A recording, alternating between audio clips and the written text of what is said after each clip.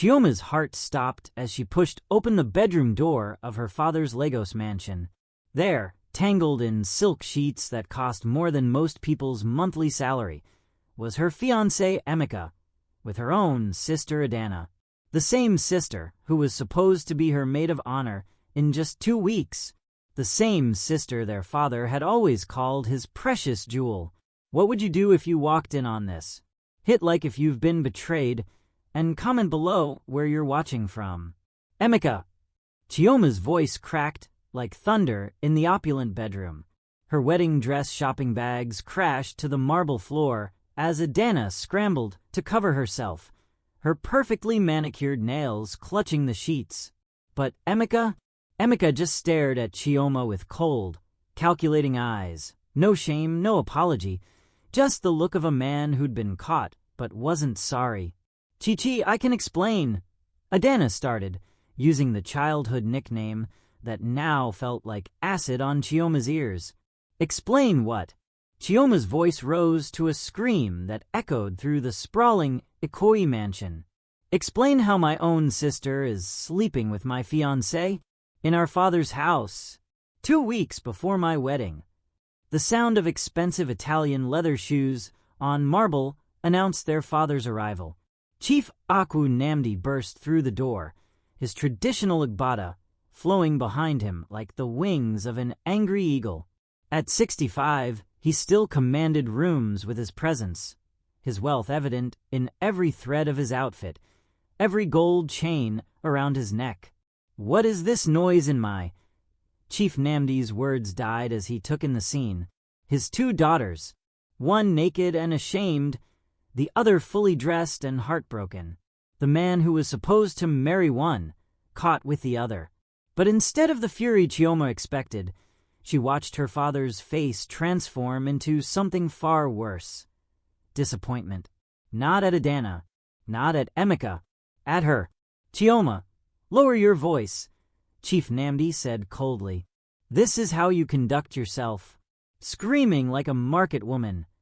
The words hit Chioma harder than any physical blow. Here was her father, witnessing the ultimate betrayal of his daughter, and his first instinct was to protect Adana, just like always. Papa, did you not see? I saw enough. Chief Namdi's voice was ice. Adana, get dressed. Emeka, you and I need to talk. Chioma, go to your room. My room. Chioma couldn't believe what she was hearing. Papa, this is my fiancé. My sister. My wedding is in. There will be no wedding, Chief Namdi declared, his words falling like a judge's gavel. Not now. Not like this. Not with this disgrace you've brought to my house. Chioma felt the world tilt beneath her feet. The domestic betrayal was complete. Not just from Emeka, not just from Adana, but from the one man who was supposed to protect her above all others. Her own father was choosing the favorite daughter, even in her moment of ultimate humiliation. Get out of my house, Chief Namdi continued, his eyes fixed on Chioma as if she were the villain in this story. You're too dramatic, too emotional. A man needs peace in his marriage, and clearly Emeka has found that with Adana. The pieces clicked into place with sickening clarity. This wasn't a spontaneous affair. This was planned, orchestrated. Her father knew. Maybe he'd even encouraged it. After all, Adana had always been his favorite. The beautiful one, the obedient one, the one who never questioned his decisions about arranged business partnerships disguised as marriages. Papa, please, Chioma whispered, her voice breaking. She's my sister, and now she'll be a better wife than you ever could have been. Chief Namdi's words were surgical in their precision, designed to cut deepest where they would hurt most. Emeka's construction company needs the stability of a proper wife. Adana understands family loyalty. You clearly don't. As Chioma stood there in her father's mansion, surrounded by the wealth that had shaped her entire life, she realized the horrible truth. This wasn't about infidelity in marriage. It was about power, about control, About a father who had just chosen his favorite daughter's happiness over justice, propriety, and basic human decency. Emeka finally spoke, adjusting his gold watch, the one Chioma had bought him for his birthday. Chioma, you know this makes more sense.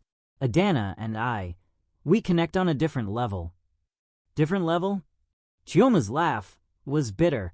You mean she's more willing to be controlled, more willing to smile pretty while you make deals with my father using her as currency? That's enough. Chief Namdi roared. You will not disrespect your sister or your former fiancé in my house. Pack your things and leave. Tonight. But as Chioma looked at the three people who had just shattered her world, she felt something shift inside her. The grief was still there, sharp and cutting, but underneath it, something else was growing. Something harder. Something dangerous. You know what, Papa? Chioma straightened her shoulders, wiping away the tears that had been flowing freely.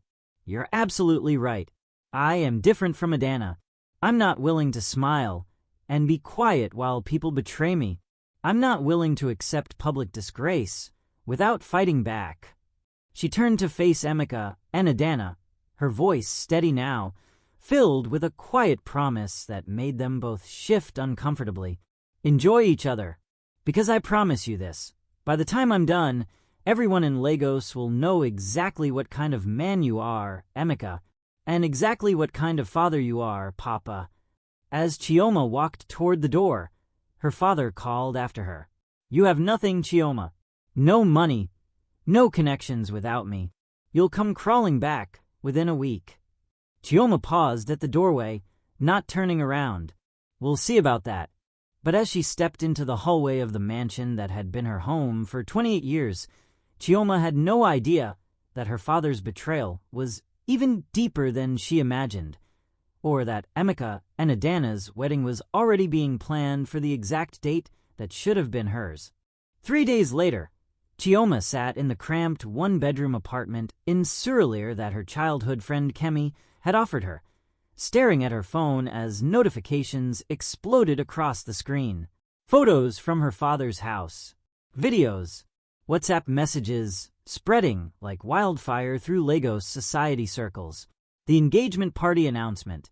Her sister Adana, radiant in traditional Igbo attire, accepting Emeka's proposal, using the same ring he had given Chioma 6 months earlier.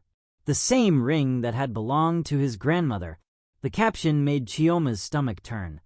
When you know, you know. Chief Namdi gives his blessing to the perfect match. Wedding date, exactly when Chioma's was supposed to be. Chai, these people are wicked, Kemi muttered, reading over Chioma's shoulder as she braided her hair. At 32, Kemi ran a successful catering business and had never married, something that made Chief Namdi consider her a bad influence on his daughter. Now Chioma understood why her father had tried to limit their friendship. The apartment felt impossibly small after the sprawling mansion in Ikoyi, but it was clean and safe, more than Chioma could afford on her own. Her father had been true to his word. Every account frozen, every credit card canceled, even her car repossessed. 28 years of being Chief Namdi's daughter, erased with a few phone calls. Look at this. Chioma's voice was hollow as she scrolled through more photos. They're using my wedding planner, my venue, my menu, even my color scheme, purple and gold. Kemi stopped braiding. They're not just stealing your man, sister. They're stealing your entire life. A knock at the door made both women freeze. In the 3 days since she'd left her father's house, Chioma had received exactly 0 visitors. Her social circle had evaporated the moment word spread that she was no longer Chief Namdi's favored daughter. Kemi peered through the peephole and gasped, "It's your cousin Nkechi." Nkechi entered like a whirlwind, her designer handbag swinging as she embraced Chioma with fierce loyalty. At 40, she was Chief Namdi's nephew's wife, married to old money and unimpressed by her uncle's theatrics. "And Nenny, what is this nonsense I'm hearing?" Nkechi's voice, carried the authority of someone who had never been denied anything. "Your father has lost his mind completely. You heard." Chioma felt fresh tears threatening. "Heard? Sister, it's all over Instagram. All over Facebook. People are calling it the scandal of the season." Nkechi pulled out her phone, scrolling rapidly. "But that's not why I'm here." She sat down across from Chioma, her expression suddenly serious. "I need to tell you something about Emeka. Something you need to know." Chioma's heart began racing again. After 3 days of discovering how deep the betrayal went, she wasn't sure she could handle another revelation. 2 months ago, Emeka came to see my husband. He wanted to borrow money. A lot of money. His construction company is in serious debt. The kind of debt that ruins lives and destroys families. Kemi stopped what she was doing, listening intently. "My husband said no, of course. But Emeka, he was desperate. He said he had a plan to solve everything. He said he was going to marry into the right family, get the right connections, access the right accounts." The pieces were clicking into place with horrifying clarity. "He was already planning to dump me," Chioma whispered. "Worse than that, Eneni. He was planning to use you to get to your father's money, then dump you after the wedding. But when Adana showed interest..." Nkechi's voice trailed off meaningfully. He realized the favorite daughter was a better investment. The words felt like poison in Chioma's mouth. "There's more." Nkechi's voice dropped to almost a whisper. "My husband made some calls. Emeka's company owes money to some very dangerous people. The kind of people who don't accept sorry, I can't pay as an answer." Chioma felt ice forming in her veins. How dangerous! The kind who might hurt a wife to send a message to a husband who can't pay his debts. The room went silent except for the distant sound of Lagos traffic and the neighbor's television playing Nollywood movies at full volume. "So not only did Emeka and Adana betray me," Chioma said slowly, "but my father is unknowingly giving his favorite daughter to a man who might get her killed." "That's exactly what I'm saying."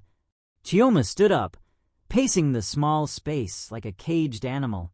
For 3 days, she'd been drowning in self-pity and heartbreak. But this changed everything. This wasn't just about her anymore. "I have to warn them," she said finally. "Warn them." Kemi looked at her like she'd lost her mind.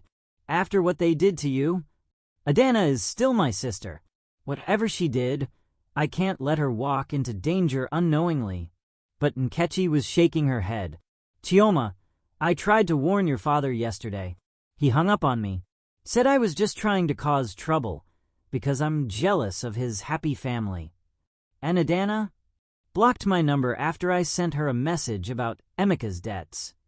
Chioma sank back onto the couch, the weight of it all pressing down on her. Her family had not only betrayed her, they were actively rejecting any attempt she made to protect them. "There's something else," Nkechi said quietly.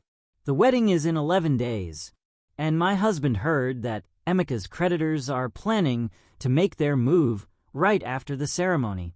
They want to let him get married first, get access to your father's money, then collect their debt." "Using what method?" Chioma's voice was barely audible. "Whatever method works."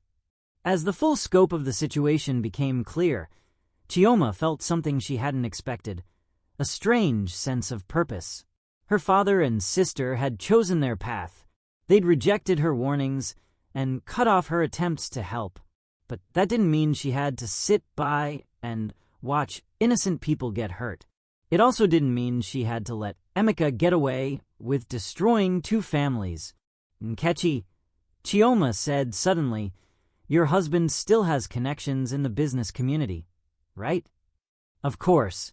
Why?" "Because I think it's time everyone in Lagos knew exactly who they're celebrating at that wedding."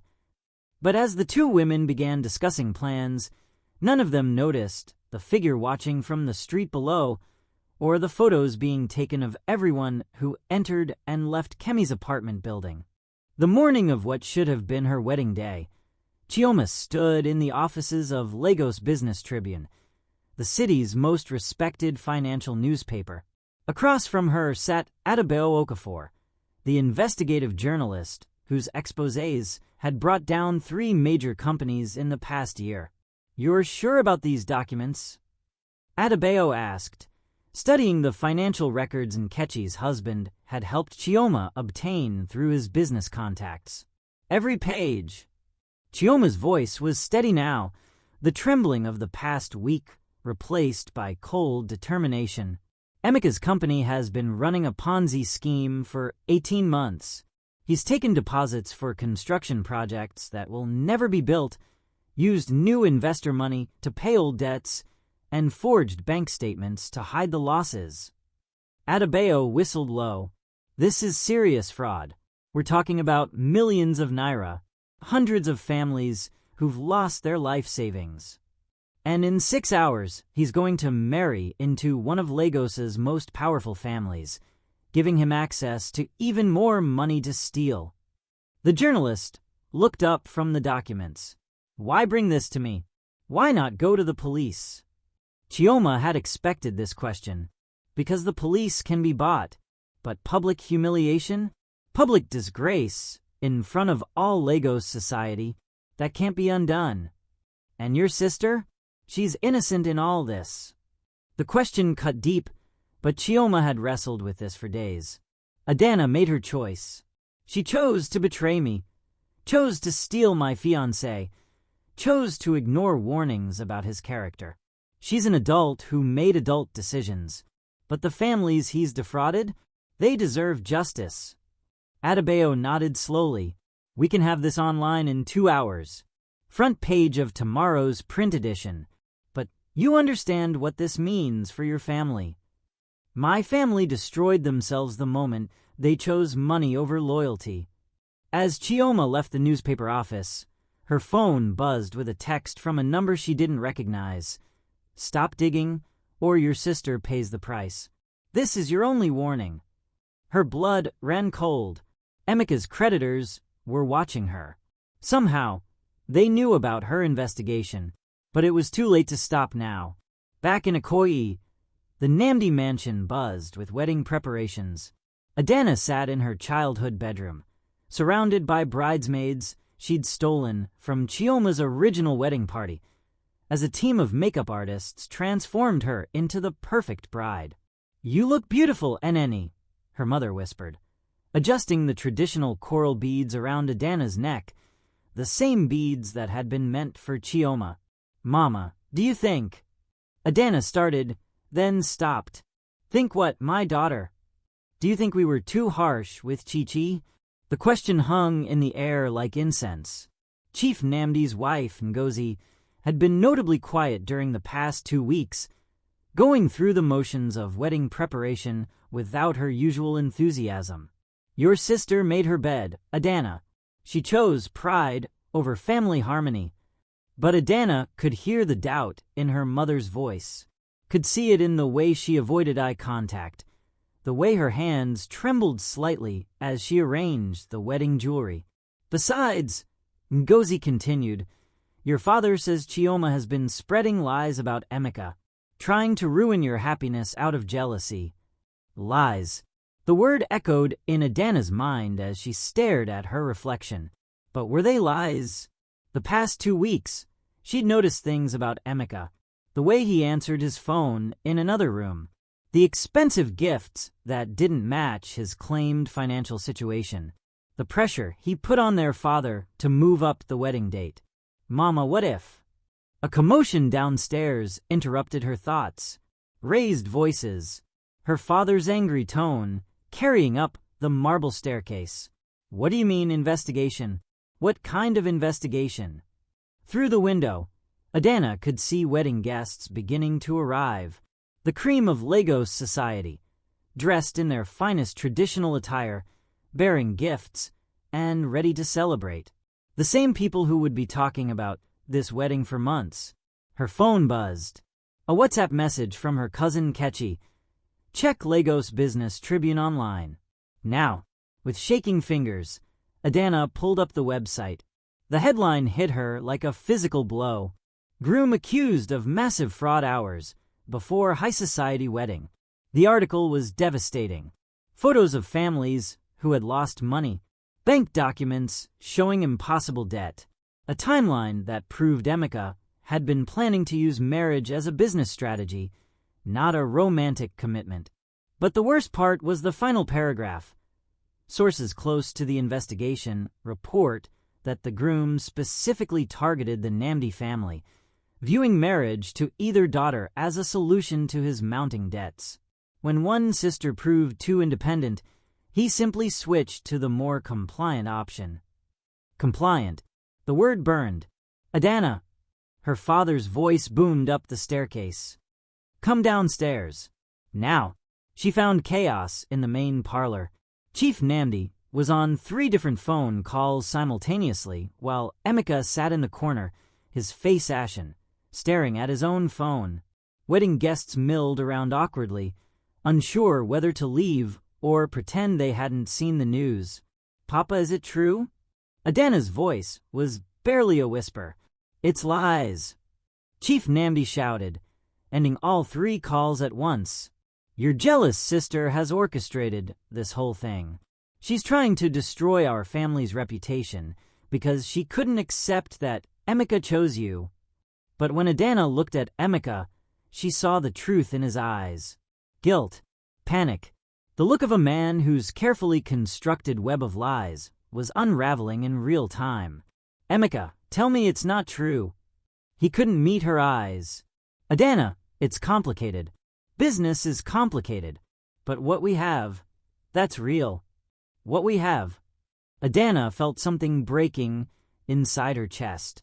"What do we have, Emeka?" "A 2-week affair that started while you were engaged to my sister." "That's different. I realized I loved. You realized I was easier to control." The words exploded from Adana with surprising force. For 26 years, she had been the perfect daughter, the compliant one, the one who never made waves. But standing there in her wedding dress, surrounded by the wreckage of what should have been the happiest day of her life, something fundamental shifted. "The wedding is off," she declared. "Adana, don't be dramatic," her father started. "Dramatic?" She spun to face Chief Namdi, still in her wedding dress, still beautiful, but no longer willing to be manipulated. "Papa, this man has stolen money from hundreds of families. He was planning to steal from us too, and you want me to marry him to avoid embarrassment." The room fell silent except for the distant sound of traditional drums from the wedding band outside, still playing as if nothing had changed. But something had changed. Everything had changed. As Adana stood there in her wedding dress, finally seeing clearly, she realized that Chioma's investigation hadn't just exposed Emeka's crimes. It had exposed the truth about their entire family dynamic. And that truth was about to get much more dangerous. Because through the window, she could see 3 black cars pulling up to the mansion, and the men getting out didn't look like wedding guests. The men in black suits didn't knock. They walked through Chief Namdi's front door like they owned the place, their expensive shoes clicking against the marble with the confidence of people who were used to getting what they came for. The wedding guests scattered like birds, some slipping out through side doors, others pretending to be invisible in corners.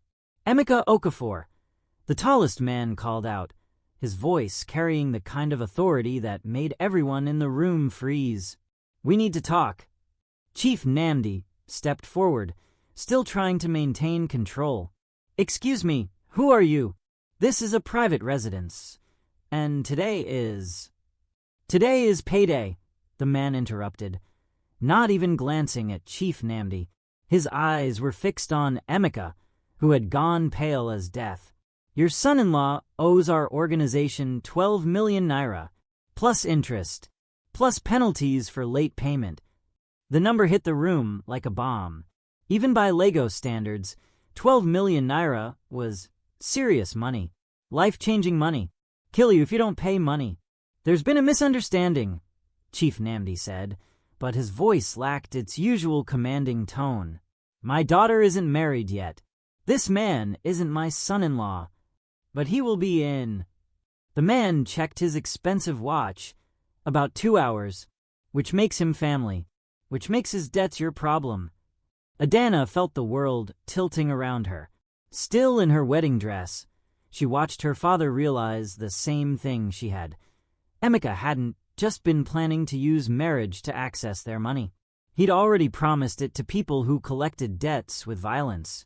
"Papa," she whispered, "they think we're already responsible for his debts." The man in the suit smiled, and it wasn't a pleasant expression. "Smart girl. See, when your boyfriend here borrowed money from us, he used this marriage as collateral, said he'd have access to Chief Namdi's accounts as soon as he became family. I never agreed to that." Chief Namdi's voice rose to a shout. "But you agreed to let him marry your daughter, which is the same thing." Emeka finally found his voice. "The business will turn around. I just need more time. The wedding was going to give me access to legitimate investors." "The wedding is off," Adana said firmly. "I'm not marrying you. I'm not becoming responsible for your debts." The man's smile faded. "I'm afraid it's not that simple. You see, we've already told our investors that we have a guaranteed way to recover our money. Your father's reputation, your family's social standing. That was part of our calculation." "You can't force my daughter to marry someone," Chief Namdi said, but there was fear creeping into his voice now. "We're not forcing anything. We're just explaining the consequences of breaking a business agreement." Another man stepped forward, pulling out his phone. 12 million naira, Chief Namdi, plus 2 million in interest, plus 1 million in penalty fees. That's 15 million total. 15 million. Chief Namdi's face went ashen. Even for a man of his wealth, 15 million naira was a significant sum. Not bankrupting, but enough to hurt. Enough to require selling properties, liquidating investments. Or, the first man continued conversationally, "Your daughter marries Emeka as planned, he gets access to family accounts, and we collect our money through him. Much cleaner that way." The room erupted in chaos. Chief Namdi shouting about police. Emeka trying to explain. Wedding guests fleeing. And in the middle of it all, Adana stood perfectly still in her white dress, finally understanding the full scope of what had been planned. She pulled out her phone and called the one person she'd been avoiding for 2 weeks. "Chioma? It's me." "Adana? What? Why are you calling? I need your help." The words felt like glass in her throat. "The men are here. Emeka's creditors. They want 15 million naira, and they think Papa owes it because of the marriage." Silence on the other end. Then, "Where are you?" "At home. At Papa's house. They're saying if I don't marry Emeka, they'll collect the debt from our family anyway. And if you do marry him..." Adana looked across the room at Emeka, who was trying to negotiate with men who clearly weren't interested in negotiation. "Then I become responsible for his debts for the rest of my life, and probably end up dead when he can't pay the next round of creditors." "I'm coming," Chioma said. "Chi, no. It's dangerous. These men are about to learn that the Namdi family doesn't go down without a fight." The line went dead. Adana stared at her phone, not sure if she'd just made the situation better or worse. Across the room, the lead creditor was losing patience. "Chief Namdi, we've been very polite, but we have other appointments today. We need a decision." "What kind of decision?" Chief Namdi asked, though his voice suggested he already knew. "Your daughter marries Emeka in 1 hour. We get our money through family channels. Everyone stays healthy and happy. And if she doesn't..." The man's smile returned. "Then we start with Emeka. Then we move to immediate family members until someone pays attention." The threat was clear. Adana felt sick, but she also felt something else. Rage. Pure, clean rage at being used as a pawn in men's business dealings. at having her choices stripped away, at being treated like property to be traded for debt relief. "I have a better idea," she said, her voice cutting through the chaos. Everyone turned to look at her. Beautiful Adana, the compliant daughter, the perfect bride, standing in the middle of her ruined wedding in a dress that cost more than most people's cars. "I marry Emeka as planned. You get your money through family accounts." But Emeka signs over his construction company to me as a wedding gift. All assets, all contracts, all business relationships. The room went quiet. Emeka stared at her with his mouth open.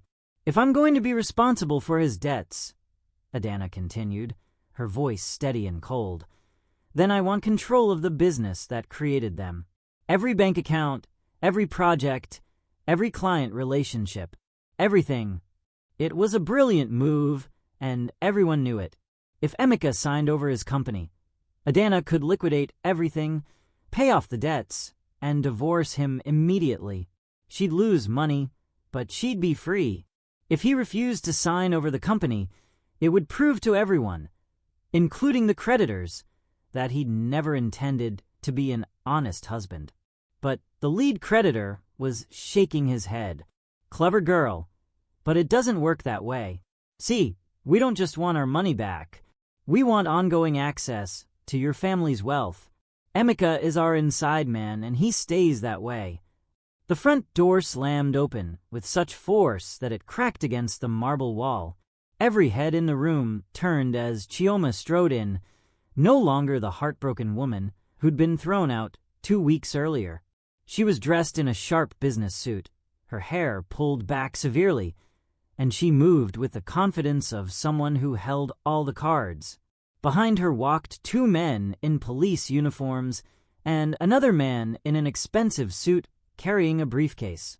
"Good afternoon," Chioma said pleasantly. "I believe you gentlemen are here about some fraudulent debts." But as all eyes turned to Chioma, no one noticed Emeka slowly reaching for something in his jacket, or the look of desperation that suggested he'd rather see everyone dead than face what was coming next. Fraudulent debts. The lead creditor's voice was dangerously quiet as he studied Chioma and her unexpected entourage. Chioma smiled, but it wasn't the sweet smile her family remembered. This was the smile of a woman who had spent 2 weeks learning exactly how cruel the world could be, and had decided to be crueler. "Detective Inspector Adebayo, please explain to these gentlemen what we discovered during our investigation." The policeman stepped forward, pulling out an official-looking document. "Under Nigerian law, debts incurred through fraudulent business practices are not legally collectible. Mr. Emeka Okafor's construction company has been operating as an unlicensed Ponzi scheme for 18 months. Which means," the man in the expensive suit added, opening his briefcase, "any money loaned to him was loaned to support illegal activities, which makes the lenders accessories to fraud." The room temperature seemed to drop 10 degrees. The 3 men in black suits exchanged glances that spoke volumes about how quickly their afternoon had gone wrong. "Furthermore," Chioma continued, enjoying herself now, "we have evidence that these debts were artificially inflated through loan sharking practices that violate federal banking regulations. The actual amount owed, minus illegal interest and fabricated penalties, is approximately 2 million naira." Chief Namdi found his voice first. 2 million? They said 15 million. They lied, Papa, just like everyone else has been lying to you for weeks. The lead creditor was no longer smiling. "Young lady, you're playing a very dangerous game."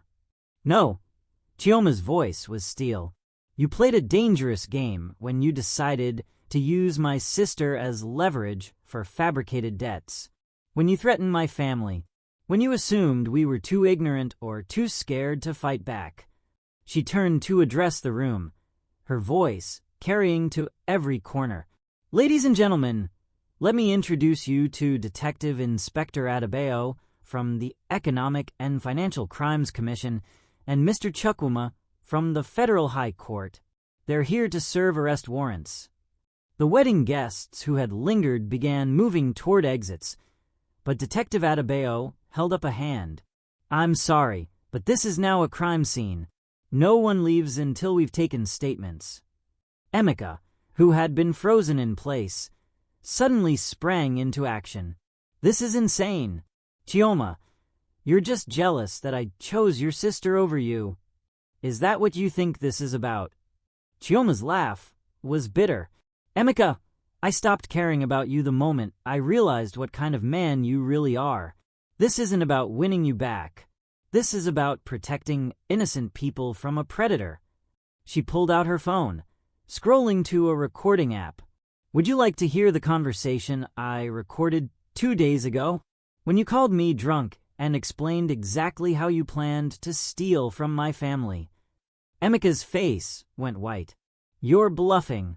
Chioma pressed play. Emeka's slurred voice filled the room. "Chi-Chi, you have to understand, it was never personal. Your father has money, your sister is easy to control, and I needed a way out of my debts. If you hadn't been so stubborn, it could have been you instead of Adana." The recording continued, but Adana wasn't listening anymore.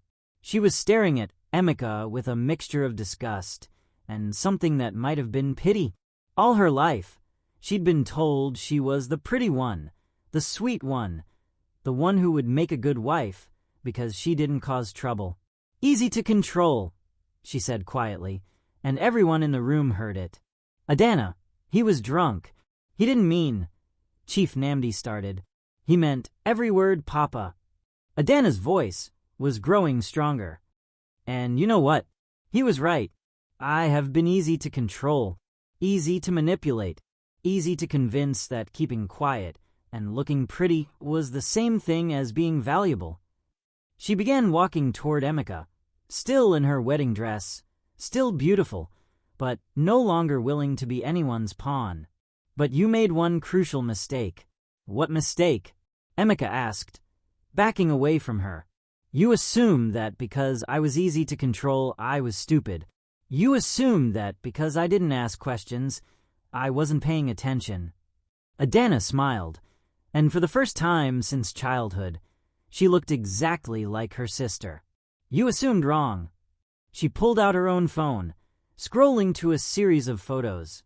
"For 2 weeks, while you were planning our wedding, I was documenting everything. Every phone call you took in private, every mysterious meeting, every time you disappeared for hours without explanation." The photos showed Emeka meeting with various people in secret locations around Lagos.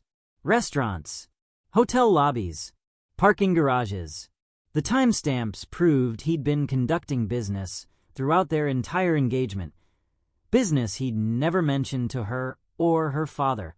"I also hired a private investigator," Adana continued, enjoying the look of panic spreading across Emeka's face. "Turns out, I'm not the first woman you've tried to marry for money. There was Funmi in Abuja 2 years ago, Blessing in Port Harcourt last year. Both relationships ended mysteriously right after you gained access to their family resources." The room was deadly quiet now. Even the creditors were staring at Emeka with new understanding. "You're a serial marriage fraudster," Detective Adebayo said, pulling out handcuffs. "Mr. Okafor, you're under arrest for multiple counts of fraud, theft, and conspiracy."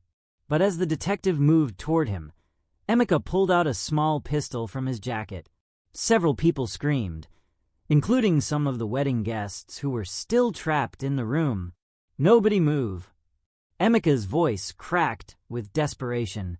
"I'm not going to prison for trying to survive in this economy." He was pointing the gun at Adana, his hand shaking. "You want to know the truth? Fine. Yes, I was using you. Yes, I was going to steal from your family. But at least I was honest about what I wanted." "Honest." Adana's voice was surprisingly calm for someone with a gun pointed at her. "You were engaged to my sister when you started sleeping with me. Your sister was going to figure it out eventually. She's too smart, too stubborn. But you You were perfect, beautiful enough to make me look successful, quiet enough to never ask questions. Chief Namdi stepped forward. Son, put the gun down. We can work this out. Work it out. Emeka laughed hysterically. You threw your own daughter out of your house for me. You chose me over her, and now you want to work it out. The words hit Chief Namdi like physical blows. For the first time since this nightmare began, he seemed to truly see what he had done, how completely he had been manipulated, how thoroughly he had betrayed his own child. Chioma, he said quietly, not taking his eyes off the gun. Not now, Papa, Chioma said firmly. We'll talk about your choices later. Right now, we have a bigger problem. She turned to face Emeka directly. You want honesty? Here's some honesty for you. Even if you somehow get out of this room without going to prison, even if you disappear tonight and start over somewhere else, you'll never be free. What do you mean? I mean, I've spent 2 weeks documenting every aspect of your life. Every debt, every lie, every victim. I've created a complete record of who you really are, and I've shared that record with journalists in Lagos, Abuja, Port Harcourt, and Accra. Emeka's gun hand was trembling more violently now. So even if you run, even if you change your name, even if you try to start over in another country, everyone will know. Every woman you try to seduce, every family you try to infiltrate, every business you try to defraud, your face, your real name, your entire history. It's all documented and ready to be released. You're bluffing. Am I? Chioma pulled out her phone, showing him a draft email ready to send. One button, Emeka. One button sends your complete criminal profile to every major news outlet in West Africa. The gun was shaking so badly now that even if Emeka wanted to shoot someone, he probably couldn't hit them. You've destroyed my life, he said, and for the first time, he sounded like the broken man he truly was beneath all the manipulation. No, Chioma said quietly. You destroyed your own life. You destroyed my sister's life. You tried to destroy my family's life. I just made sure everyone knew about it. The standoff might have continued, but one of the creditors, apparently deciding that a man facing multiple felony charges was a bad investment, simply walked up behind Emeka and disarmed him with practiced efficiency. We'll be going now, the lead creditor said calmly, as Detective Adebayo handcuffed Emeka. Clearly, our business arrangement is terminated. Wait, Chief Namdi called out. What about the money he owes you? The $2 million. The creditor paused at the door. Chief Namdi, your daughter just handed us information about a serial fraudster who's been using our money to fund fake businesses across multiple states. That information is worth far more than 2 million naira. As the creditors left and Detective Adebayo led Emeka away, the wedding guests began filing out in stunned silence. Within 30 minutes, the mansion that had been prepared for celebration was nearly empty. Only the family remained. Chief Namdi, his wife Ngozi, and his 2 daughters. Adana still in her wedding dress. Chioma still in her business suit. Both women staring at the father who had chosen wrong so many times. My daughters, Chief Namdi said finally, his voice broken. What have I done? But before either daughter could answer, Chioma's phone rang. The caller ID made her blood run cold. Unknown number. She answered cautiously. Hello. A voice she didn't recognize spoke calmly. Miss Namdi, you've caused us some inconvenience today. We'll be in touch soon to discuss compensation. The line went dead.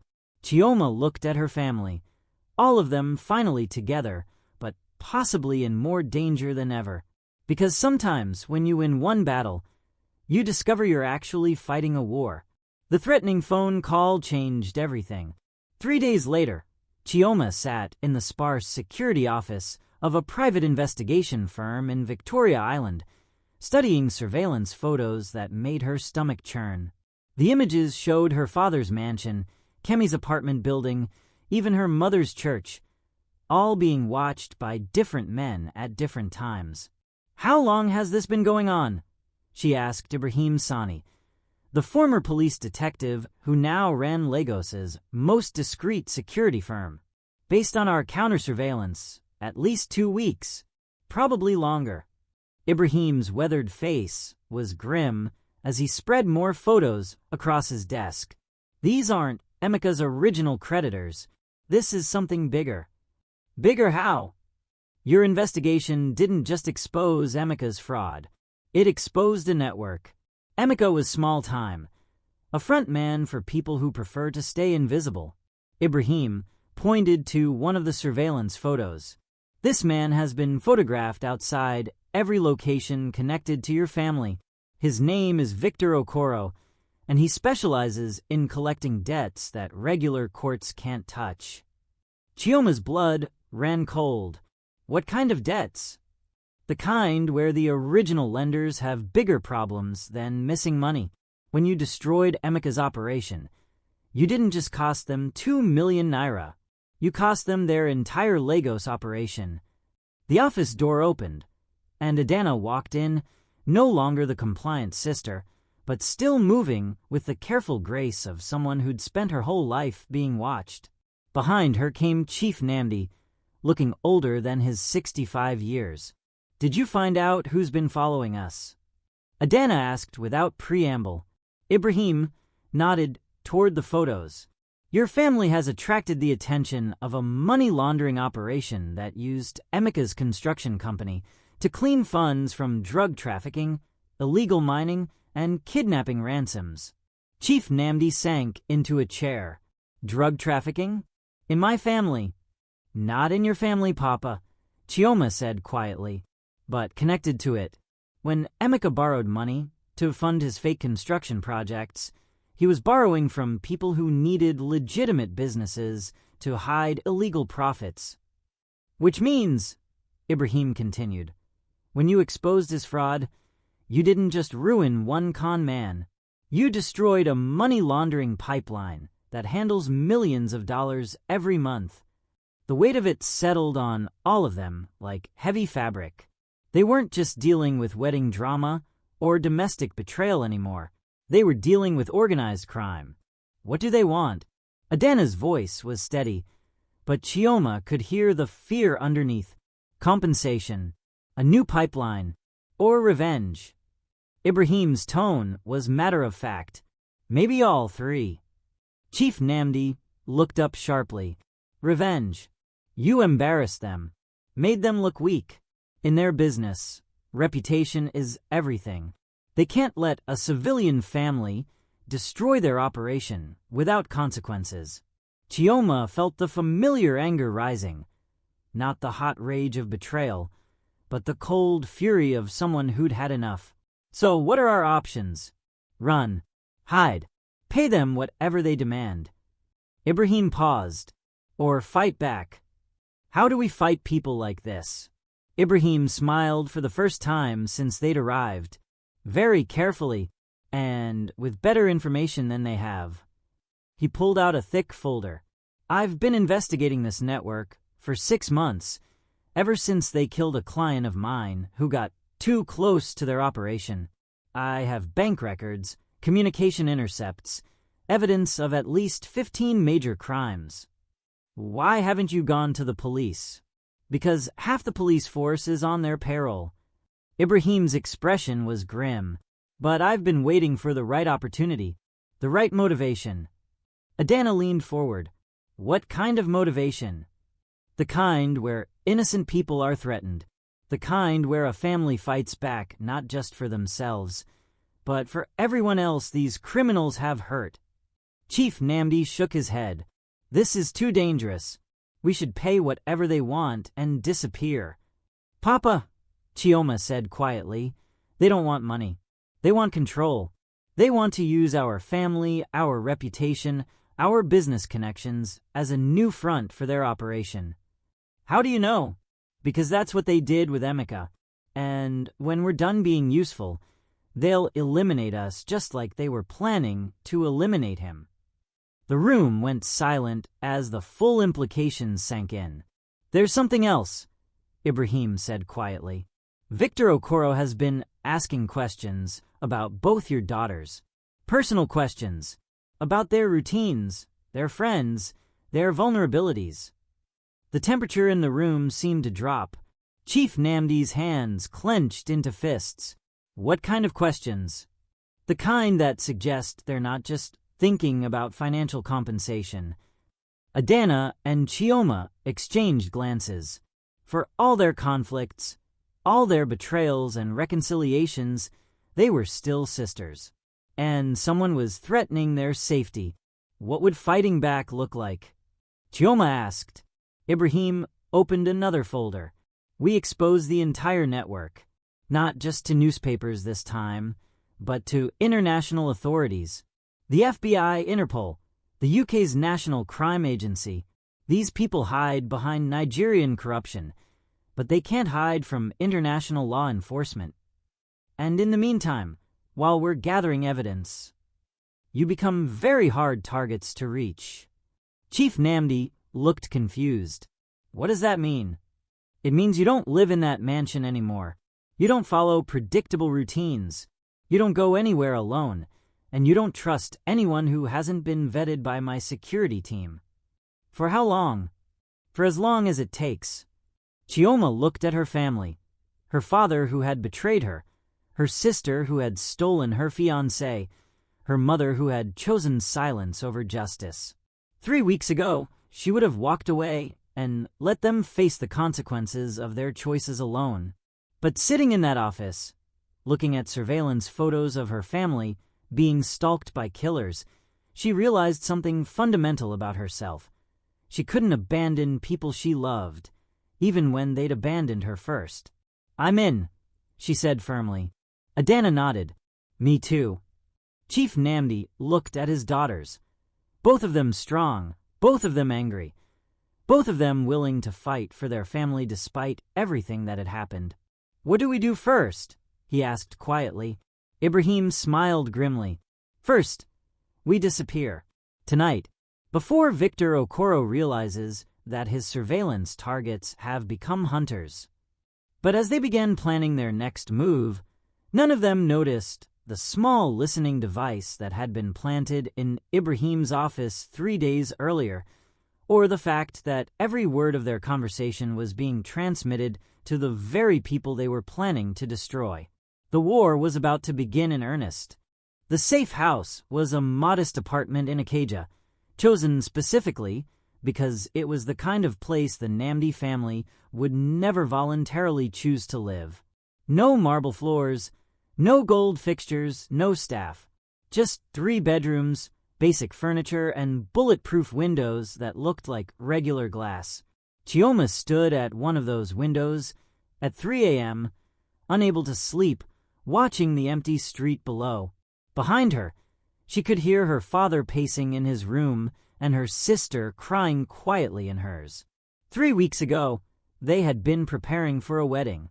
Now they were hiding from killers.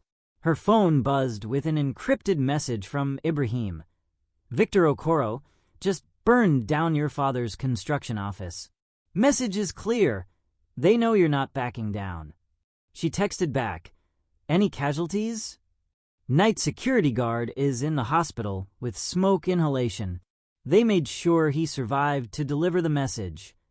Chioma closed her eyes, feeling the weight of responsibility. Her investigation, her quest for justice, had put innocent people in danger. Another message. "There's something else. We intercepted communications. They're not just after your family anymore. They're planning to eliminate everyone connected to the Emeka investigation. The journalists, the police detective, even my security firm." The scope of the threat was expanding like ripples in a pond. Chioma realized that her choice to fight back hadn't just endangered her family. It had endangered everyone who had helped her. "Chi-Chi." Adana's voice was soft in the darkness. Her sister emerged from her bedroom, wearing simple pajamas instead of the silk nightgowns she usually preferred. Without makeup, without jewelry, without the trappings of wealth, Adana looked younger, more vulnerable. Can't sleep either? Every time I close my eyes, I see that gun pointed at me. Adana sat down on the small couch. I keep thinking about what Emeka said, about me being easy to control. You're not easy to control anymore, aren't I? Adana's voice was bitter. Here I am, hiding in a safe house, because my sister made decisions that put us all in danger. Following orders again. Being protected again. Chioma turned away from the window. Is that what you think this is? Me making decisions for everyone else? Isn't it? The question hung between them like a challenge. For a moment, they were children again. Chioma, the older sister who always knew what to do. Adana, the younger one who felt like she was always being rescued or managed. I asked if you wanted Ibrahim's help, Chioma said quietly. You said yes, because you'd already decided we were going to fight. You'd already exposed Emeka, already called the journalists, already started this war. You just let me think I had a choice. The accusation stung because it held some truth. Chioma had started her investigation before consulting anyone, had made decisions based on her own sense of justice, without considering the consequences for others. You're right, she said finally. I made choices that affected all of us without asking permission. Just like Papa did when he chose you over me. Just like Emeka did when he decided to use our family. So we're all just manipulating each other. Or maybe we're all just trying to survive in a situation none of us created. They sat in silence for a few minutes, listening to Lagos wake up around them. The distant sound of early morning prayers from a nearby mosque. Traffic beginning to build on the expressway. The normal sounds of a city full of people who weren't hiding from criminals. Ada, Chioma used her sister's childhood nickname. If you want out, I'll arrange it. Ibrahim has contacts who can get you out of the country. New identity, new life. You don't have to be part of this fight. Adana was quiet for so long that Chioma thought she might have fallen asleep. When she finally spoke, her voice was different. Older. Do you know what the worst part was? About Emeka. What? It wasn't that he was using me. It wasn't even that he was planning to steal from our family. Adana's voice was steady now, thoughtful. It was that everyone saw it except me. You saw it. Nkechi saw it. Even Mama had doubts. But I was so desperate to be chosen, to be the favorite for once, that I ignored every red flag. Ada, I'm not finished. Adana's voice carried new authority. For 26 years, I let other people make my choices. Papa decided I was the pretty one, so I focused on being beautiful. Society decided I was the sweet one, so I never expressed anger. Emeka decided I was the easy one, so I tried to be easy. She stood up, walking to the window to stand beside her sister. But sitting in that wedding dress, with a gun pointed at me, listening to a man explain how he'd calculated my value as a commodity, something changed. What changed? I realized that being easy to control isn't the same thing as being loved. Being chosen for your compliance isn't the same thing as being chosen for who you are. Chioma looked at her sister's reflection in the bulletproof glass. So, what do you want to do? I want to stop being a victim. I want to stop being rescued. I want to be the kind of person who rescues other people. Before Chioma could respond, both their phones buzzed simultaneously. Emergency alert from Ibrahim. Safe house compromised. Victor Okoro's team heading your way. You have maybe 10 minutes. Go to backup location immediately. The sisters looked at each other, and for the first time in their lives, they were equals. Both in danger, both making the same choice, both refusing to run. The backup location is in Oshodi, Chioma said, already moving toward their emergency bags. Rough neighborhood, but safer than here. How do we get there if they're watching the building? Through the service tunnels. Ibrahim showed us the route yesterday. As they grabbed their essentials and woke their parents, Adana asked, Chi-Chi, what if we don't win this?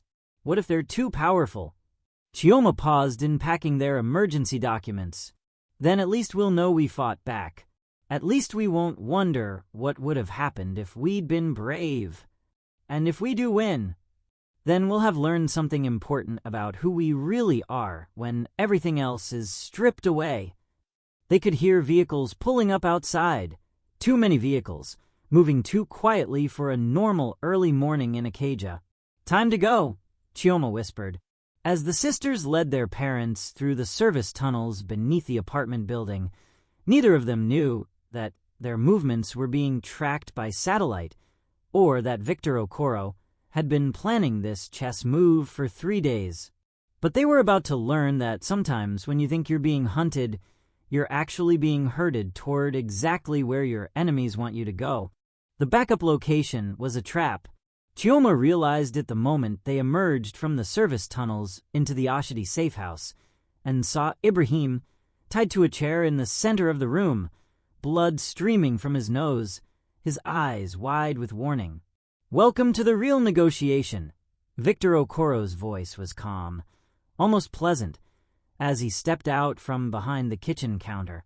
He was younger than Chioma had expected, maybe 40, well-dressed, the kind of man who could blend into any Lagos business meeting.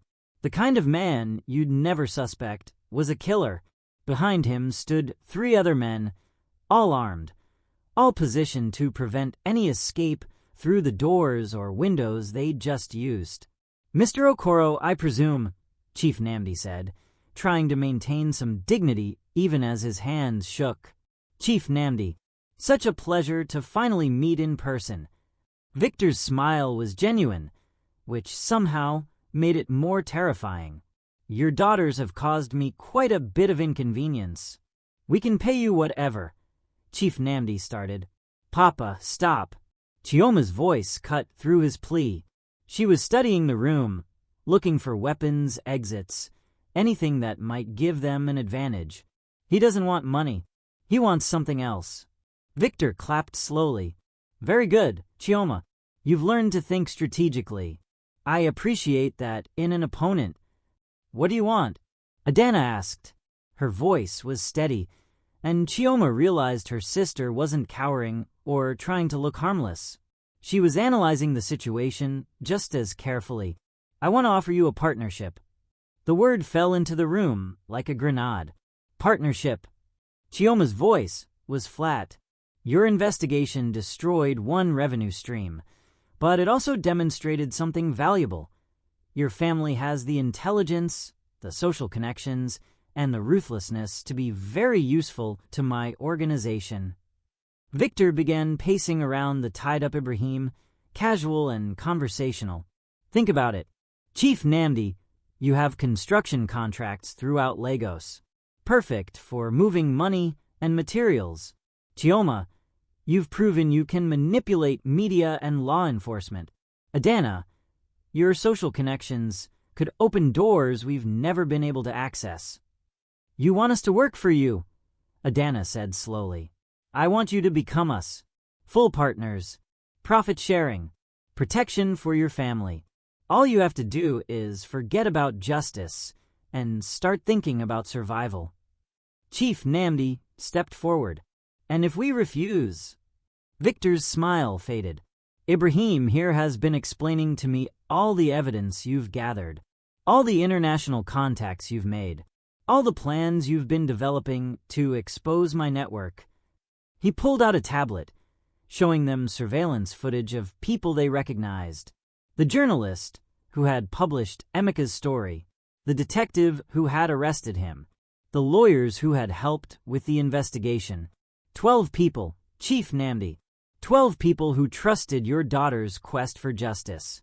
If you refuse my partnership offer, all 12 die tonight, starting with Ibrahim. The room went silent except for the sound of traffic outside and Ibrahim's labored breathing. You're monsters, Ngozi whispered. She had been silent throughout their ordeal, but now her voice carried the authority of a mother who had finally seen enough. "We're business people, Mrs. Namdi. We solve problems efficiently." Chioma looked at her family. Her father, finally seeing the full cost of his choices. Her mother, realizing that quiet compliance wouldn't protect anyone. Her sister, no longer willing to be anyone's pawn. "How do we know you'll honor the partnership?" she asked. "Chioma, what are you doing?" Adana hissed. "Negotiating," Chioma said quietly. "Buying time." Victor nodded approvingly. "Smart. You want guarantees. I understand. Here's your guarantee. You work with us. Everyone lives. You work against us.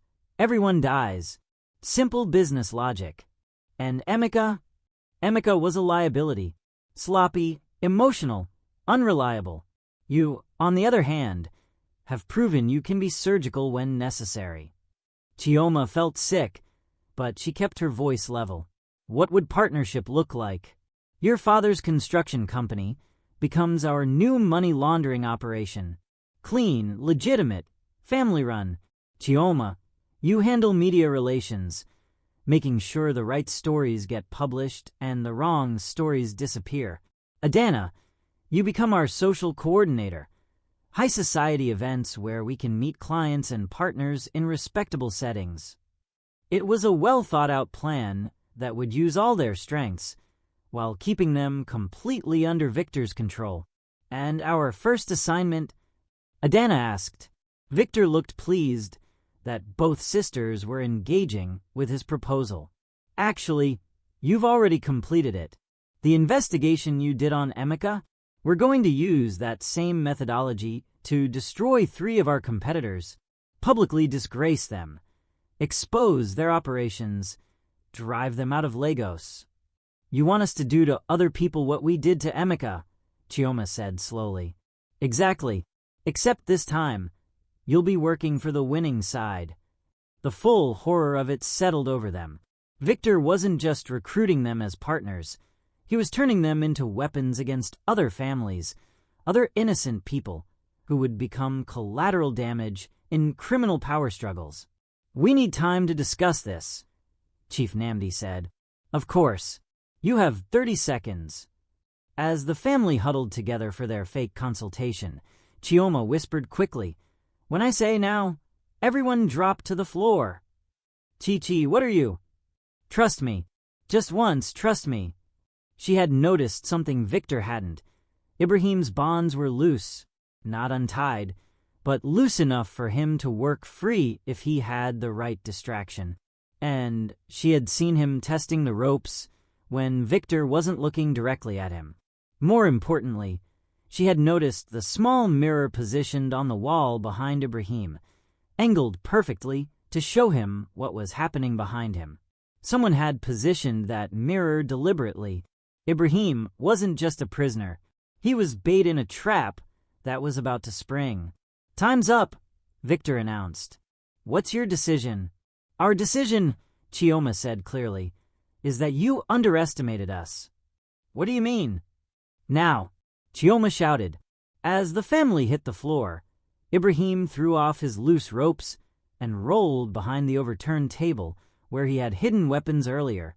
At the same moment, the windows exploded inward as armed police officers on rappelling lines crashed into the room. The entire safe house had been a staged operation, designed to get Victor and his team in one place where they could be captured safely. In the chaos of smoke grenades and shouting, Chioma grabbed her sister's hand. "You asked what would happen if we won." "What?" Adana shouted over the noise. "We find out who we really are when we stop being victims." But as Victor was dragged away in handcuffs, still smiling, he called out one final message. "This network is bigger than you imagine. Chioma, you've won one battle, but the war has just begun." And in that moment, watching her family's relief turn to new fear, Chioma realized that justice sometimes comes with a price that never stops growing. 2 weeks after Victor Okoro's arrest, Chioma stood in the lobby of the Transcorp Hilton, wearing a designer dress she couldn't afford and carrying confidence she had earned the hard way. Around her, Lagos's business elite mingled at a charity gala that was really a celebration. Victor's entire money laundering network had been dismantled. Emeka was facing 25 years in prison, and the Namdi family had not only survived but emerged as heroes in the media. But Chioma wasn't celebrating.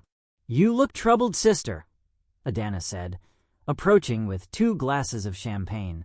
At 26, she had shed the last traces of the compliant daughter, replacing them with the sharp edges of someone who had stared down killers and chosen to fight. "Something doesn't feel right," Chioma murmured, scanning the crowd. Victor was too calm during his arrest, too confident. Maybe he was just putting on a show, or maybe he knew something we didn't. Their conversation was interrupted by Chief Namdi, resplendent in traditional Igbada and looking more relaxed than he had in months. The near-death experience had changed him. Not completely, but enough that he now consulted both daughters before making major decisions and had publicly apologized for his betrayal. "My daughters," he said warmly, "the president's wife wants to meet you. She's heard about your investigation and wants to discuss appointing you both to a new anti-corruption task force." It was the kind of recognition that would have thrilled Chioma a month ago. Now it made her nervous. "Papa, maybe we should wait." "Wait for what? This is our moment to turn everything we've been through into something positive." As Chief Namdi led them toward the VIP section, Chioma's phone buzzed with a text from an unknown number. "Check your email. Urgent. Your life depends on it. A friend." She excused herself, stepping into the ladies' room to open her encrypted email account. The message that waited for her made her blood turn to ice. Victor Okro was a mid-level operative.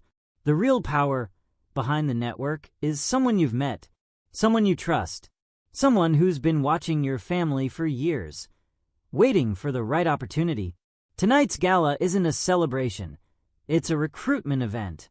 They're going to offer your family a deal you can't refuse. And if you refuse anyway, you won't leave the hotel alive. The exits are being monitored. Trust no one except your sister. Ibrahim, the real one. Chioma's hands shook as she read the message twice, then deleted it.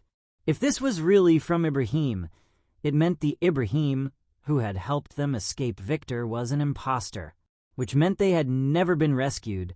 They had been transferred from one handler to another. She rushed back to the main ballroom, searching frantically for Adana. The crowd seemed different now, more threatening. Were those men by the bar guests or guards? Was the woman talking to her mother a socialite or surveillance? "Ada!" She grabbed her sister's arm, pulling her away from a conversation with a group of young entrepreneurs. "Chi-Chi, what's wrong?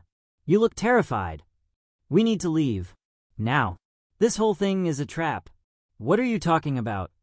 Before Chioma could explain, the lights dimmed and a spotlight hit the stage where Chief Namdi was being escorted by an elegant woman in her 50s, someone Chioma recognized as one of Lagos's most respected philanthropists. "Ladies and gentlemen," the woman's voice carried perfectly through the ballroom's sound system. "Tonight we celebrate the courage of the Namdi family, who risked everything to expose corruption and bring justice to our community."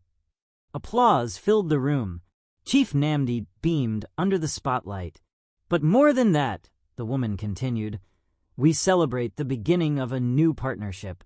Chief Namdi has agreed to join our organization as Director of Community Outreach, bringing his daughter's investigative expertise to our anti-corruption efforts." More applause. But Chioma noticed that the exits were now blocked by security guards. Too many security guards for a simple charity gala. "This is the trap," she whispered to Adana. "They're publicly recruiting us, making it look voluntary and heroic." "What organization?" Adana asked, studying the stage more carefully. The woman smiled warmly. The West African Development Initiative has been working quietly for 20 years to bring stability and prosperity to our region. Tonight, we invite the Namdi family to join our mission. Chioma's phone buzzed again. Another message. Wadi is the network. The real network. Victor was just one branch. They've been using anti-corruption efforts as cover for the largest criminal operation in West Africa. Your investigation didn't destroy them. It impressed them. Get out now. The pieces clicked into place with horrifying clarity. The too convenient rescue from Victor. The media attention that made them heroes. The invitation to tonight's gala. None of it had been coincidence. They had never escaped at all. Chief Namdi, the woman continued, would you like to say a few words about your family's commitment to justice? As their father approached the microphone, Chioma realized they had perhaps 30 seconds before they were publicly committed to an organization that would use their skills and reputation to destroy other families, just as Victor had planned, but on a much larger scale. Ada, she whispered urgently, when I cause a distraction, head for the kitchen exits. Don't look back, don't hesitate, just run. What kind of distraction? The kind that tells everyone in this room exactly who they're really celebrating. Chioma took a deep breath, said a prayer to whatever gods protected foolish women who chose justice over safety, and began walking toward the stage.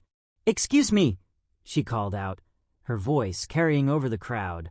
Before my father speaks, I think everyone should know the truth about what really happened to our family. The spotlight swiveled to her, and the room went quiet. She could see her father's confusion, Adana's fear, and the philanthropist's barely concealed panic. The truth, Chioma continued, her voice growing stronger with each word, is that we were never rescued. We were transferred from one criminal organization to another, and tonight, you're all witnessing our public recruitment into the West African Development Initiative, which is actually the largest money laundering and human trafficking network in West Africa. The room erupted in chaos, guests shouting questions, security moving toward the stage, the philanthropist grabbing for the microphone. But in the confusion, Chioma saw Adana slip toward the kitchen, and she felt a moment of fierce satisfaction. Whatever happened next, her sister was free. That's enough, the philanthropist said, her warm public voice replaced by something cold and commanding. Miss Namdi, you're clearly suffering from trauma-induced paranoia. Security, please escort the family somewhere quiet where they can receive appropriate medical attention. As men in dark suits moved toward the stage, Chioma pulled out her phone and hit the emergency broadcast button Ibrahim had installed. The real Ibrahim, she hoped. Suddenly, every phone in the room began receiving the same message. Detailed financial records of Wadi's operations, photos of missing persons connected to their community outreach programs, and bank transfers showing how anti-corruption funds had been diverted to criminal enterprises across 3 countries. You think you're the first family to stumble onto our operation? The philanthropist asked, no longer bothering with her public persona. You think you're special because you survived Victor Okoro? I think we're the first family stupid enough to keep fighting when we should have run, Chioma replied, still backing toward the kitchen as chaos erupted around them. And that's exactly why you're perfect for our organization. We don't want employees, Miss Namdi. We want partners, true believers who think they're fighting for justice while they help us eliminate our competition. The horrifying truth hit Chioma like a physical blow. Every investigation we've done, every corrupt official we've exposed, every criminal we've helped arrest, we've been working for you all along. Not all along, but for the past month? Absolutely. Victor Okoro was becoming a liability. We used your investigation to remove him and his network, clearing the field for our expansion into Lagos. Chief Namdi finally found his voice. You used my daughter's sense of justice to commit murder? We used your daughter's talents to maintain order. Do you have any idea how much chaos would result if every criminal organization in Lagos was fighting for territory simultaneously? We provide stability, structure, rules. You provide slavery with better marketing. Adana's voice cut through the crowd. She had not escaped through the kitchen as planned. Instead, she was standing near the main entrance with what looked like half the Lagos police force. The philanthropist smiled. Clever girl, but you'll notice that many of those police officers work for us too. It was true. As Chioma watched, roughly half the officers began positioning themselves to block the other half. Even among the forces of law and order, Wadi had plants and allies. This ends now, Chioma declared, though she wasn't entirely sure how. This ends when we say it ends, the philanthropist replied. You have 30 seconds to decide. Join us voluntarily, with full partnership benefits and protection for your family, or we'll simply eliminate you and recruit the next talented family that stumbles into our web. What about option 3? Adana asked sweetly. What option 3? The one where we've been recording every word you've said for the past 10 minutes and broadcasting it live to social media platforms across West Africa. The philanthropist's confidence cracked for the first time. She looked around the room, noticing for the first time the small devices Adana had been discreetly placing while everyone's attention was focused on the stage. You see, Adana continued, my sister taught me something important about justice. Sometimes you can't fight powerful people with weapons or money. Sometimes you have to fight them with truth and witnesses. She held up her phone, showing a live stream with over 50,000 viewers and climbing rapidly. Right now, people in Lagos, Abuja, Accra, and Johannesburg are watching everything that happens in this room. They're recording it. They're sharing it. They're making it impossible for you to make this disappear. The philanthropist's mask slipped completely now, revealing the cold calculation underneath. You stupid children. Do you have any idea what you've just done? How many people will die because of your self-righteousness? Hopefully, Chioma said, joining her sister near the blocked entrance. Fewer people will die than if we'd let you continue operating in secret. This organization has existed for 20 years. We have operations in 12 countries. Government officials, business leaders, law enforcement, all dependent on our network. You can't just tear that down without consequences. Watch us, both sisters said simultaneously. But as police sirens wailed outside and the live stream viewer count passed 100,000, Chioma realized they hadn't just exposed a criminal organization. They had potentially destabilized the power structure of an entire region. And in that moment, surrounded by chaos and uncertainty, she finally understood what her grandmother had meant when she used to say, "Child, sometimes doing the right thing means breaking everything that was wrong. But breaking things is easy. Building something better, that's the real work." The real work was about to begin. 6 months later, Chioma sat in her new office overlooking Lagos Harbor, reading reports from across West Africa. The nameplate on her desk read Director, Regional Anti-Corruption Initiative, a position created by a coalition of governments responding to public pressure following the Wadi exposé. The work was harder than she had imagined. Exposing Wadi had been like pulling a thread that unraveled half the power structure of West Africa.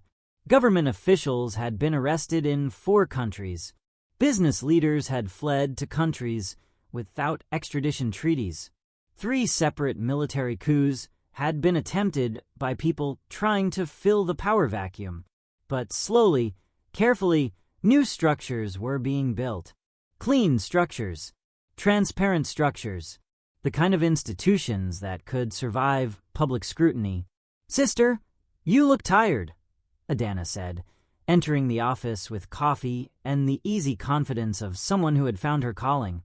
As regional coordinator for civil society partnerships, She spent her days working with grassroots organizations, community leaders, and ordinary citizens who wanted to be part of building something better. "I am tired," Chioma admitted. "Did you see the report from Benin Republic?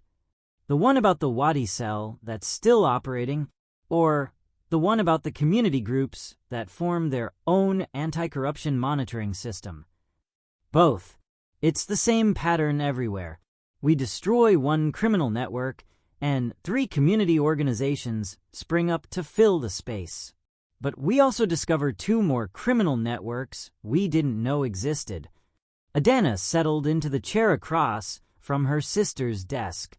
"Chi-Chi, you know we can't save everyone, right?" "I know, but we can try to make sure more people have the tools to save themselves." Their conversation was interrupted by Chief Namdi, who had aged visibly in the past 6 months, but also seemed more at peace than he had in years. As director of community outreach for the new initiative, he spent his time visiting villages and neighborhoods, teaching people how to recognize and report corruption. "My daughters," he said, settling into the 3rd chair with a satisfied sigh, "I have news." "Good news or bad news?" Chioma asked. "Both. The bad news is that Emeka escaped from prison during a transfer." Both sisters sat up straight. "When?" "3 days ago. But that's also the good news." "How is that good news?" Adana demanded. Chief Namdi smiled. "Because he escaped into the arms of an undercover operation we've been running for 2 months. We let him think he was free, followed him to his contacts, and yesterday we arrested 12 more people involved in marriage fraud schemes across West Africa." Chioma leaned back in her chair. "So Emeka helped us catch other predators without even knowing it?" "Exactly. His greed and desperation made him the perfect unwitting informant. What happens to him now?" "He's back in prison, facing an additional 10 years for escape and conspiracy charges." The room was quiet for a moment as they processed this news. "Papa," Adana said finally, "do you ever regret it? Everything that happened? If you could go back, would you have handled Emeka differently?" Chief Namdi was quiet for a long time, staring out at the harbor, where ships from around the world brought goods and people and dreams to Lagos. "If I could go back," he said slowly, "I would have trusted my daughters more. I would have listened when you tried to warn me. I would have chosen justice over reputation, truth over convenience." He turned to look at both of them. "But I can't go back. None of us can. All we can do is try to be worthy of the second chances we've been given." Chioma's computer chimed with a new email. She read it quickly, then looked up with a mixture of excitement and trepidation. "What is it?" Adana asked. "An invitation. The United Nations wants to expand our regional initiative into a continental program. Anti-corruption work across all of Africa, with international support and funding." "That's incredible," Adana exclaimed. "It's also enormous. And dangerous. There are people who will kill to prevent that kind of transparency." Chief Namdi stood up, walking to the window. "You know, when I was your age, I thought success meant accumulating wealth and power. I thought protecting my family meant controlling their choices and managing their reputations." He turned back to face his daughters. "But the past 6 months have taught me something different. Success means building something that survives you. Protection means giving people the tools to protect themselves." "So you think we should accept the UN invitation?" Chioma asked. "I think you should do what you've always done. Fight for what's right, even when it's dangerous, even when it's harder than the alternatives." Adana looked at her sister. "What do you think, Chi-Chi?" Chioma thought about everything they had been through. The betrayal, the heartbreak, the terror, the discovery of strength they hadn't known they possessed. She thought about the families they had helped, the criminals they had exposed, the young women who now had different examples to follow. "I think," she said finally, "that we've learned something important about ourselves. We're not the kind of people who walk away from fights just because they're dangerous. Even if it means spending the rest of our lives as targets. Especially if it means that. Because every day we stay alive and keep working is a day we're proving that ordinary people can fight powerful criminals and win. Adana smiled. Not the compliant smile of the favorite daughter, but the fierce smile of a woman who had chosen her own path. Besides, she said, what's the worst that could happen? We've already been betrayed by everyone we trusted, threatened by killers, and turned into public enemies of organized crime. After all that international anti-corruption work sounds almost relaxing. They were laughing when Chioma's phone rang. The caller ID showed a number she recognized, the secure line used by their security detail. Miss Namdi, the voice was tense. We need you and your family to evacuate the building immediately. We've received credible intelligence about a threat to your safety. Chioma looked at her father and sister, seeing her own thoughts reflected in their faces. It was starting again. Another threat, another crisis, another test of their resolve. Where do we go? She asked. Secure location. We'll explain everything once you're safe. As they gathered their essential documents and headed for the emergency exit, Adana grabbed Chioma's arm. Sister, whatever happens next, I want you to know something. What? I'm proud of us. Of who we became when everything fell apart. Of how we chose to fight instead of hide. Chioma squeezed her sister's hand. I'm proud of us too. As they walked toward whatever new danger was waiting, Chief Namdi fell into step beside his daughters. You know, he said thoughtfully, your grandmother always said that a good life isn't measured by how much peace you find, but by how much justice you create. Is that what we're doing? Adana asked. Creating justice? We're trying, Chioma replied, and sometimes trying is enough. But as they stepped into the armored vehicle that would take them to safety, none of them noticed the figure watching from a nearby rooftop, or the scope that tracked their movement, or the phone call that was being made to someone who had been waiting 6 months for this opportunity. Because some stories don't end with justice triumphant. Some stories end with the understanding that the fight for justice never really ends at all. It just takes new forms, faces new enemies, and requires new levels of courage from ordinary people who refuse to surrender. And sometimes, that's the most hopeful ending of all. Comment your thoughts on this incredible story. What did you think of Chioma and Adana's journey from betrayal to justice? Share this with someone who believes in fighting for what's right, no matter the cost. Hit like and subscribe for more powerful stories of family, betrayal, and redemption. What story should we tell next? Let us know in the comments below.